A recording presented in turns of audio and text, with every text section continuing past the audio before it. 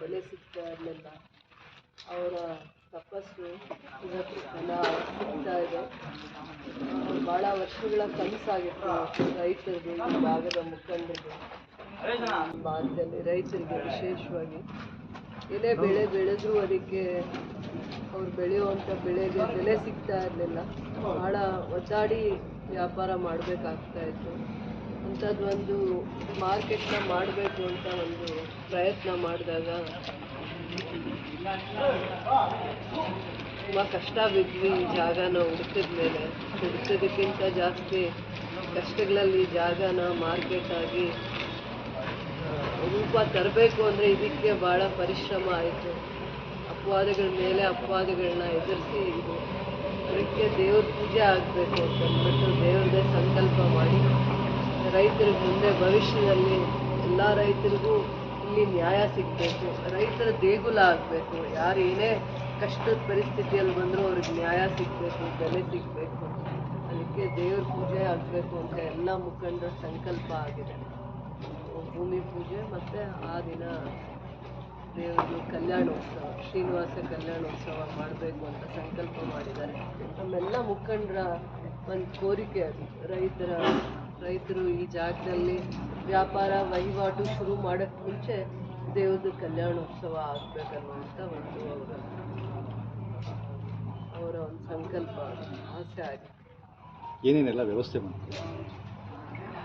ತಿರುಪತಿಯಿಂದ ದೇವರು ಕಲ್ಯಾಣೋತ್ಸವ ಮಾಡೋದು, ಅವರೇ ಇಲ್ಲಿಗೆ ಬರ್ತಾ ಇರೋದ್ರಿಂದ ಅದೇ ಪದ್ಧತಿಯಲ್ಲಿ ದೇವ್ರ ಕಲ್ಯಾಣೋತ್ಸವ ಆಗುತ್ತೆ. ಈ ಭಾಗದ ರೈತರಿಗೆ ವಿಶೇಷವಾಗಿ ಒಳ್ಳೆಯದಾಗಬೇಕು, ಮಳೆ ಬೆಳೆ ಆಗಬೇಕು, ರೈತರ ಬದುಕು ಇನ್ನಾದರೂ ಮುಂದೆ ಚೆನ್ನಾಗಿರಬೇಕು ಅನ್ನೋವಂಥ ದೂರದೃಷ್ಟಿ ಬಿಟ್ಟರೆ ಬೇರೆ ಏನೂ ಇಲ್ಲ. ಈ ಒಂದು ಕಾರ್ಯಕ್ರಮದ ಆಲೋಚನೆ ಆಗಲಿ ಅಥವಾ ಒಂದು ದೇವರ ಕಲ್ಯಾಣೋತ್ಸವದ ಒಂದು ವಿಶೇಷವಾಗಿ ಅಂದ್ಕೊಂಡಿರೋದು ಅದು ಒಂದೇ ವಿಚಾರ. ರೈತರು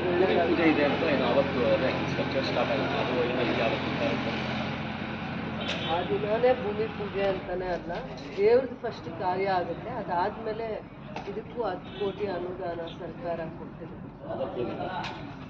ಅಂದರೆ ಆ ದಿನ ಒಳ್ಳೇದು ಅಂದಿದ್ದಕ್ಕೆ ಅದು ದೇವ್ರ ಕಾರ್ಯ ಆಗಿರುತ್ತೆ. ಇನ್ನೊಂದು ದಿನದ ಮೇಲೆ ಆ ಕೆಲಸನ ಮುಂದಕ್ಕೆ ಮಾಡ್ಕೋಬೋದು. ಆಲ್ರೆಡಿ ಆಗಿದೆ ಕೆಲಸ. ಇಲ್ಲಿನ ವ್ಯವಸ್ಥೆಗಳೆಲ್ಲ ಯಾವ ರೀತಿ ಅರೇಂಜ್ಮೆಂಟ್ಸ್, ಭಕ್ತರಿಗೆ ವ್ಯವಸ್ಥೆಗಳೆಲ್ಲ ಯಾವ ರೀತಿ, ಬರುವಂಥ ಜನರಿಗೆ ಯಾವ ರೀತಿ? ಎಲ್ಲ ರೈತರನ್ನ ಕರಿಬೇಕು ಅಂತ ಒಂದು ಕಮಿಟಿ ಮಾಡ್ಕೊಂಡಿದ್ದಾರೆ. ಈ ಭಾಗದಲ್ಲಿ 5 ಪಂಚಾಯತಿಗೆ ಅಪ್ಪಾಜಿ ಗೌಡ್ರು, ಕೃಷ್ಣಮೂರ್ತಿ ಅಣ್ಣ ಇವರೆಲ್ಲರೂ ಸೇರಿ ಈ ಭಾಗದಲ್ಲಿ ಒಂದು 20-30 ಜನ ಮುಖಂಡರು 3-4 ಟೀಮ್ ಮಾಡಿಕೊಂಡು ಕ್ಯಾಸಂಬಳ್ಳಿಯಿಂದ ಆ ಕಡೆ ವಿಜಯಣ್ಣವರು, ಆನಂದ್ ಮೂರ್ತಿ ಅಣ್ಣವರು ಇವರೆಲ್ಲ ಮುಖಂಡರು ಒಂದು ಟೀಮ್ ಮಾಡಿಕೊಂಡು ಎಲ್ಲ 15 ಪಂಚಾಯತಿಯ ಗ್ರಾಮೀಣ ಭಾಗದಲ್ಲಿರುವಂಥ ಎಲ್ಲರನ್ನೂ ಮತ್ತು ನಗರ ಭಾಗದಲ್ಲೂ, ಗ್ರಾಮೀಣ ಭಾಗದಲ್ಲಿ ಎಲ್ಲ ರೈತರನ್ನ ಯಾರನ್ನ ಕರಿಬೇಕು, ಎಲ್ಲಿ ಏನು ಅಂತೆಲ್ಲ ಅವರೇ ಜವಾಬ್ದಾರಿ ತಗೊಂಡು ಅವರೇ ಎಲ್ಲ ಒಡನಾಟ ಇಟ್ಕೊಂಡು ಮಾಡ್ತಾರೆ. ದೇವ್ರ ಕೆಲಸ ಅಂತ ಅವರೇ ಎಲ್ಲರೂ ಸೇರಿ ಶ್ರದ್ಧೆಯಿಂದ ಮಾಡ್ತಾ ಇದ್ದಾರೆ. ಆರ್ಚ್ ಗೇಟ್ಗಳು 2 ಇದೆ, ಇನ್ಫ್ರಾಸ್ಟ್ರಕ್ಚರ್ ಟಾಯ್ಲೆಟ್ಸ್ ಇದೆ. ಇವೆಲ್ಲ ಇಮಿಡಿಯೇಟಾಗಿ ಏನೇನು ಮೂಲಸೌಕರ್ಯ ಬೇಕೋ ಅದಕ್ಕೆಲ್ಲ ವ್ಯವಸ್ಥೆ ಮಾಡ್ಕೊಂಡು ಹೋಗ್ತಾರೆ. ನೆಕ್ಸ್ಟ್ ಫರ್ದರ್ ಅನುದಾನ ಬರುತ್ತೆ, ಅದರಲ್ಲಿ ಮಿಕ್ಕಿದ್ದು ಅಡ್ಮಿನಿಸ್ಟ್ರೇಟಿವ್ ಬ್ಲಾಕ್ ಎಲ್ಲ ಮಾಡ್ತೀವಿ. ಸದ್ಯಕ್ಕೆ ಇವಾಗ ಇಷ್ಟು ಮಾತ್ರ ಮಾಡ್ತೀವಿ. ಆ್ಯಕ್ಚುಲಿ APMC ಯಾವಾಗಿಂದ ಕಾರ್ಯ ಅಂದರೆ ಇವೆಲ್ಲ ಆಗಬೇಕಲ್ಲ ಸರ್. ಇನ್ನೂ ಒಂದು 6 ತಿಂಗಳ ಮೇಲೆ 6-8 ತಿಂಗಳು ಆಗುತ್ತೆ. ಎಲ್ಲ ಕೆಲಸ ಆದಮೇಲೆ ನಾವು ಸ್ಟಾರ್ಟ್ ಮಾಡೋಕ್ಕಾಗುತ್ತೆ ಕಾರ್ಯ. ಕಂಪ್ಲೀಟ್ ಆದಮೇಲೆ ಎಲ್ಲ ಕಾಮಗಾರಿಗಳೆಲ್ಲ ಮುಗಿದ್ಮೇಲೆ ಶುರು ಮಾಡೋದು. ಹೌದು ಸರ್. ಕೆಲವೆಲ್ಲ ಇವಾಗ 2 ಮಾರುಕಟ್ಟೆ ಪ್ರಾಂಗಣ ಮಾಡ್ತೀವಿ. 2 ಇವಾಗ ಫ್ಲಾಟ್ಸ್, ಆಕ್ಷನ್ ಫ್ಲಾಟ್ಸ್ 2 ಮಾಡ್ತೀವಿ. ಇವಾಗ ಇದೆ ಫ್ಲಾಟ್ 2, ಆಮೇಲೆ ರೆಸ್ಟ್ ರೂಮ್ಸು, ಆಮೇಲೆ ಒಂದು CC ರೋಡು, ಡ್ರೈನೇಜು ಇವೆಲ್ಲ ಇದೆ. ನೆಕ್ಸ್ಟ್ ಫರ್ದರ್ ತಿರುಗಿ ಇವಾಗ ನೆಕ್ಸ್ಟ್ ಅನುದಾನ ಕೊಡ್ತಾರೆ. ಅದರಲ್ಲಿ ಅಡ್ಮಿನಿಸ್ಟ್ರೇಟಿವ್ ಬ್ಲಾಕ್ ಅದೆಲ್ಲ ಮಾಡ್ತೀವಿ. ಅದಕ್ಕೆಲ್ಲ ಆಫೀಸೆಲ್ಲ ಬೇಕಾಗುತ್ತೆ. ಯಾಕಂದರೆ ರೈತರು ಬಂದರೆ ಇಲ್ಲಿ ವರ್ತಕರಿಗೆ ಆಫೀಸ್ ಒಂದು ಬೇಕಾಗುತ್ತೆ, ಅವರು ಆಕ್ಷನ್ ಮಾಡೋರ ಎಲ್ಲ ಸೌಕರ್ಯಗಳು ಬೇಕಾಗುತ್ತೆ. ಅದಕ್ಕೋಸ್ಕರ ನೆಕ್ಸ್ಟ್ ಇದರಲ್ಲಿ ಅದು ಆಗುತ್ತೆ. ಮಾಡಿದ್ದೀರಿ, ಎಸ್ಟಿಮೇಟ್ ಆಗಿಲ್ಲ, ಆಗಿದೆ. ಎಸ್ಟಿಮೇಟ್ ಆಗಿರೋದು 35 crores. ಫಸ್ಟ್ ಫೇಸ್ ಅಲ್ಲಿ ಇದೆಲ್ಲ ಕೆಲಸ ಆಗುತ್ತೆ. ಫಸ್ಟ್ ಸ್ಟೇಜಲ್ಲಿ ಇದು ತಗೊಳ್ತಾ ಇದ್ವಿ. ಟೋಟಲ್ ಆಗಿ 35 crores ಆಗೋಗಿದೆ, ರಿಪೇರ್ ಆಗಿಬಿಟ್ಟಿದೆ. ಇದು 10 ಕೋಟಿನಲ್ಲಿ ಇವಾಗ ಎಷ್ಟು ಅನುದಾನ ರಿಲೀಸ್ ನಬಾರ್ಡ್ ಕಡೆಯಿಂದ ರಿಲೀಸ್ ಆಗ್ತಿರೋದು ಅಂದ್ಕೊಂಡಾಗ ಅವ್ರು ಕೊಡ್ತಾನೆ ಇರ್ತಾರೆ. ನಾವು ಕೆಲಸ ಏನು ಮಾಡ್ತಾ ಇರ್ತೀವಿ ಅದ್ರ ಪ್ರಕಾರ ಅವ್ರು ಅಮೌಂಟನ್ನು ಕೊಡ್ತಾ ಇರ್ತಾರೆ. ಆ ರೀತಿ ಪೇಮೆಂಟ್ಸ್ ಆಗುತ್ತೆ. ಅಡ್ಮಿನಿಸ್ಟ್ರೇಟಿವ್ ಬ್ಲಾಕ್ ಅಂದರೆ ಇವರು ಎಲ್ಲ ಡೈರೆಕ್ಟರ್ಸ್ ಇದ್ದಾರಲ್ಲ ಅವರು ಮತ್ತು ಆಫೀಸರ್ ಇಲ್ಲೇ ಬಂದು ಇಲ್ಲಿಂದೆಲ್ಲ ಏನೇನಿದೆ ಇರುತ್ತೆ ಅದನ್ನೆಲ್ಲ ನೋಡೋದಕ್ಕೆ ಇಲ್ಲೇ ಆಫೀಸ್ ಮಾಡ್ತೀವಿ. ನಾವು KGF ಅಲ್ಲಿ ಇವ್ರಿಗೆ ಆಫೀಸ್ ಮಾಡಿಲ್ಲ, ಇಲ್ಲೇ ಮಾಡ್ತೀವಿ. ರೈತರ ಆಫೀಸ್ ಇಲ್ಲೇ ಇರುತ್ತೆ. ಕಲ್ಯಾಣೋತ್ಸವದ ಇನ್ನೊಂದ್ಸಲ ಬ್ರೀಫ್ ಆಗಿ ಬೆಳಿಗ್ಗೆಯಿಂದ ಏನೇನು ಇರುತ್ತೆ, ಎಷ್ಟೊತ್ತಿಗೆ ಇರುತ್ತೆ, ಎಷ್ಟೊತ್ತಿಗೆ ಕ್ಲಿಯರ್ ಆಗುತ್ತೆ, ಮಹಾಮಂಗಳಾರತಿ ಎಷ್ಟೊತ್ತಿಗೆ, ಆಮೇಲೆ ಊಟದ ದಿವಸ ಅದ್ರ ಬಗ್ಗೆ ಒಂದು ನಿಮಿಷದಲ್ಲಿ 10:30 ಮೇಲೆ ಸ್ಟಾರ್ಟ್ ಆಗುತ್ತೆ. ಪೂಜೆ ಎಲ್ಲ ಆದಾದಮೇಲೆ ಎಲ್ರಿಗೂ ಅರಿಶಿನ ಕುಂಕುಮ ಆದಮೇಲೆ ಪೂಜೆ ಎಲ್ಲ ಅರಿಶಿನ ಕುಂಕುಮ ಎಲ್ಲ ಕೊಡಬೇಕಾಗುತ್ತೆ. ಎಲ್ಲ ಲೇಡೀಸ್ ಅದೆಲ್ಲ ಕೊಟ್ಟಾದಮೇಲೆ ಪೂಜೆ ಮುಗಿದಾದಮೇಲೆ ಅದು ಇದು ಭೂಮಿ ಪೂಜೆ ಒಳ್ಳೆ ದಿವಸ ಅಂತ ಮಾಡ್ತೀವಿ. ಅಂದರೆ ಇನ್ನೂ ಲೇಟಾಗಿದೆ, ಒಳ್ಳೆ ದಿವಸ ಅಂತ ನಾವು ಪೂಜೆ ಮಾಡ್ತೀವಿ. ಆಮೇಲೆ ಊಟದ ವ್ಯವಸ್ಥೆ ಇದೆ. ಊಟ 1 ಗಂಟೆ ಎಲ್ಲ ಲಡ್ಡು ವಿತರಣೆ ಎಲ್ಲರೂ ಲಡ್ಡುನೂ ವ್ಯವಸ್ಥೆ ಮಾಡಿದ್ದಾರೆ ಸರ್, ಬರ್ತಾ ಇದೆ ಎಲ್ಲ ಪಾರ್ಟಿಸಿಪೆಂಟ್ಸ್. ಹೌದು, ಅಲ್ಲ ಎಲ್ರಿಗೂ ಕೊಡ್ತೀವಿ ಅಂತಲೇ ವ್ಯವಸ್ಥೆ ಮಾಡಿರೋದು. ನಮಗೆ ಅಲ್ಲಿ ಸಿಗೋದು ಸ್ವಲ್ಪ ತೊಂದರೆ ಆಗಿದೆ. ಲಕ್ಕಿ ಬಂದ್ರೂ ಎಲ್ರಿಗೂ ನಾವು ಹಚ್ತೀವಿ. ಸ್ವಲ್ಪ ಕಡಿಮೆ ಬಂದರೆ ಏನೋ ಒಂದು ಮಾಡಬೇಕಾಗುತ್ತೆ. ಯಾಕಂದರೆ ಯಾಕೆ ಕೂತ್ಕೊಂತಾರೆ ಅದು ನಾವು ಡಿಸೈಡ್ ಮಾಡಿಲ್ಲ ಸರ್.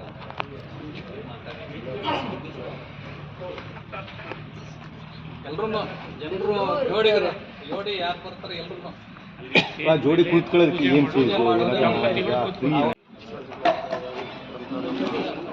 ನಾಯಕಿ KGF ಮೇಡಮ್ ಅವರ ಒಂದು ಅಪ್ಪಣೆ ಮೇರೆಗೆ ಈ ತಾಲೂಕಲ್ಲಿ ರೈತರಿಗೆ ಅನುಕೂಲ ಆಗಬೇಕು ಅಂತ ನಾವು ಮಾರ್ಕೆಟ್ ಕೇಳಿದ್ವು. ಇದಕ್ಕಿಂತ ಮುಂಚೆ ಈ ಜಾಗವನ್ನು ಬೇರೆಯವರು ಕಬಳಿಸಬೇಕು ಅಂತ ಎಲ್ಲ ಆಲೋಚನೆಗಳಿತ್ತು, ಗುಡ್ಜಿಗಳೆಲ್ಲ ಹಾಕಿದ್ರು. ತದನಂತರ ತಾಲೂಕು ಬೇರೆ ಆದಾಗ ನಮಗೊಂದು ಮಾರ್ಕೆಟ್ ಜಾಗ ಬೇಕಾಗಿತ್ತು. ಮೇಡಮ್ ಅವ್ರ ಗಮನಕ್ಕೆ ತಂದವು. ಸುಮಾರು ಜಾಗದಲ್ಲೆಲ್ಲ ಹುಡುಕಿದ್ರು. ಇದು ಒಂದು ಅನುಕೂಲವಾದ ಜಾಗ ಅಂತ ಮೇಡಮ್ ಅವರು ಇದನ್ನು ನೋಡಿ, ಇದು ಕಷ್ಟ ಜಾಗ ಆದ್ರೂ ಇದು ಬೆಟ್ಟ ಗುಡ್ಡ ಇರೋದ್ರಿಂದ ಇದನ್ನು ಕಷ್ಟಪಟ್ಟು ಈ ಜಾಗಕ್ಕೆ ಪರ್ಮಿಷನ್ ತಗೊಂಡು ಬಂದರು ಮೇಡಮ್ ಅವರು. ಬೆಟ್ಟ ಗುಡ್ಡಗಳನ್ನು ಲೆವೆಲ್ ಮಾಡ್ತಾ ಇದ್ದಕ್ಕ ಮೇಡಮ್ ಅವರ ಒಂದು ಇದ್ರ ಮೇಲೆ ಬೇರೆ ಬೇರೆ ಅಪವಾದಗಳೆಲ್ಲ ಕೂಡ ಮಾಡಿದರು. ಕಿಡಿಗೇಡಿಗಳ ಥರ ಅದನ್ನು ಮಾಡಿದರು. ಅವರು ಯಾವುದಕ್ಕೂ ಜಗ್ಗದೀರ ರೈತರಿಗೆ ಅನುಕೂಲ ಆಗಲಿ, ಶಿರಸ್ಥಾಯವಾಗಿ ಕೆಲಸ ಇರಲಿ ಅಂತ ಇದನ್ನೆಲ್ಲ ಲೆವೆಲ್ ಮಾಡಿ ಎಲ್ಲ ಒಂದು ಮಟ್ಟಕ್ಕೆ ತಂದಿದ್ದಾರೆ. ಮಟ್ಟಕ್ಕೆ ತಂದ ಮೇಲೆ ಆ ನಾಳಿನ ದಿವಸ ಸೋಮವಾರದ ದಿವಸ 29ನೇ ತಾರೀಕು 2ನೇ ತಿಂಗಳಲ್ಲಿ ಒಳ್ಳೆಯ ದಿವಸ ಅಂತ ಭೂಮಿ ಪೂಜೆ ಮಾಡಬೇಕು ಅಂತ ಎಲ್ಲರೂ ಕೂಡ ಈ ಭಾಗದ ರೈತರೆಲ್ಲ ಕೂಡ ಒಂದು ಕಾರ್ಯಕ್ರಮ ಮಾಡಬೇಕು ಅಂದ್ಕೊಂಡು ಭೂಮಿ ಪೂಜೆ ಜೊತೆಯಲ್ಲಿ ಈ ಜಾಗದಲ್ಲಿ ರೈತರು ಬಂದು ಹೆಜ್ಜೆ ಇಕ್ಕಿದ್ರೆ ಈ ಭೂಮಿ ಮೇಲೆ ಅವ್ರಿಗೊಂದು ಅನುಕೂಲ ಆಗುತ್ತೆ ಅನ್ನೋ ಒಂದು ಉದ್ದೇಶದಿಂದ ತಿರುಮಲ ತಿರುಪತಿಯಿಂದ ದೇವ್ರನ್ನ ಇಲ್ಲಿಗೆ ತರಿಸಿ ಪುರೋಹಿತರ ಸಮೇತವಾಗಿ ಇಲ್ಲಿ ಒಂದು ಕಲ್ಯಾಣೋತ್ಸವ ಮಾಡಿದ್ರೆ ರೈತರಿಗೆ ಮಳೆ ಬೆಳೆ ಚೆನ್ನಾಗಾಗಲಿ ಅಂತ ಒಳ್ಳೆಯ ಉದ್ದೇಶದಿಂದ ಈ ಕಾರ್ಯಕ್ರಮವನ್ನು ನಡೆಸ್ಕೊಳ್ತಾ ಇದ್ದಾರೆ ಮೇಡಮ್ ಅವರು.